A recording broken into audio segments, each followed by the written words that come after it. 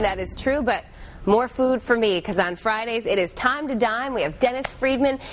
If he looks familiar, that's because he's been in here week after week. You won the Dixon Master Chef Tournament. Congratulations. Thank you. It's kind of surreal, still sinking in. It was a long 4-month battle, but glad it's over. I'm sure.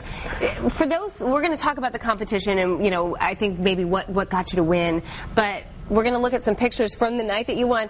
How thrilled were you? Because there are some really talented chefs in our area, in D.C., and you really got the top prize. Truly, it was rewarding. It reinforced, my confidence in my cooking. But there was a lot of love and hard work that went into this, and a lot of thought and time, and a lot of emotion. So yeah, it was a big deal, and I think the pictures tell the story. Yeah, I have to say, everybody who came in week after week, while it was competitive, it didn't seem nasty. It seemed like a really fun competition. Everything went to charity. So. It's true. There was a little bit of heatedness, but for the most part, especially with Kenny when the last match, just a gem of a guy, and there was some great relationships formed that maybe down the road, partnerships for other restaurants with joint ventures. You never know. You gotta love that. You never know. Absolutely. It's all about connections. All right, so we're cooking today. This looks delicious. Well, what we're doing is a signature dish from Bizou in Potomac, which is a restaurant I own.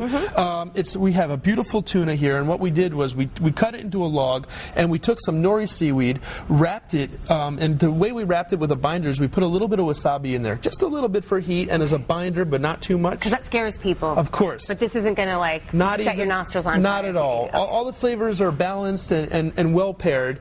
And then, so what we did is we sliced it real nice, and what we're going to do is we're going to kind of assemble it on the plate here real quick. Okay. And we'll show you how we do this.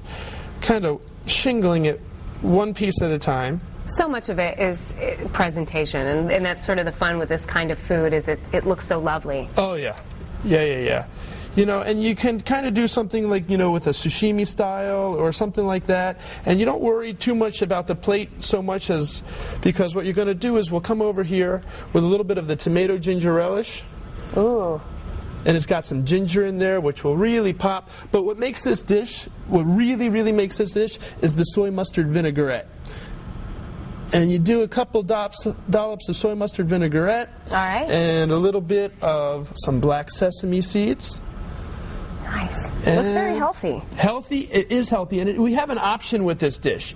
With this dish, if you wanted to, you could take it and make a tempura batter.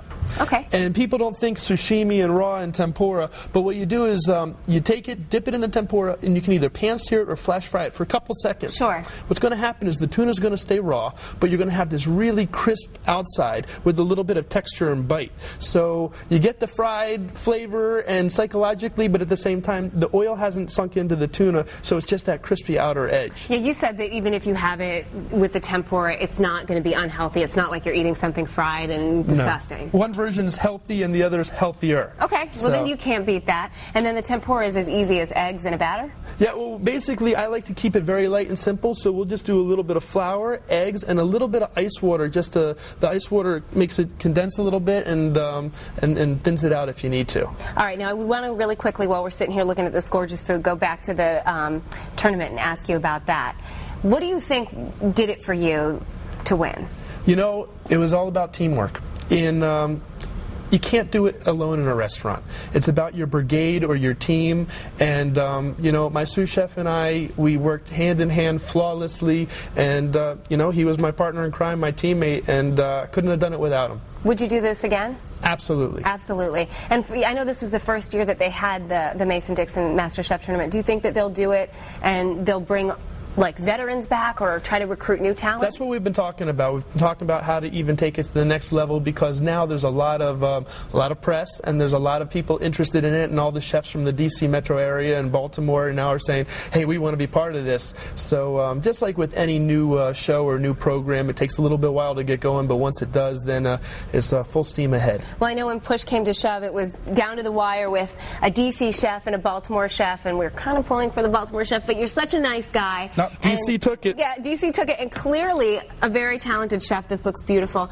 Very quickly, tell us where your restaurant is, so people want to go, okay, let's see if he is the master chef. Yeah, it's in Potomac, Maryland. Okay. It's just a couple miles outside of Washington, D.C., 9812 Falls Road, and we'd love to see you there. And, do you have a website? Absolutely. It's bizurestaurant.com, B-E-Z-U restaurant, one word.com. All right, well, we're so happy for you. I'm going to eat this, and then we'll be right back. Great.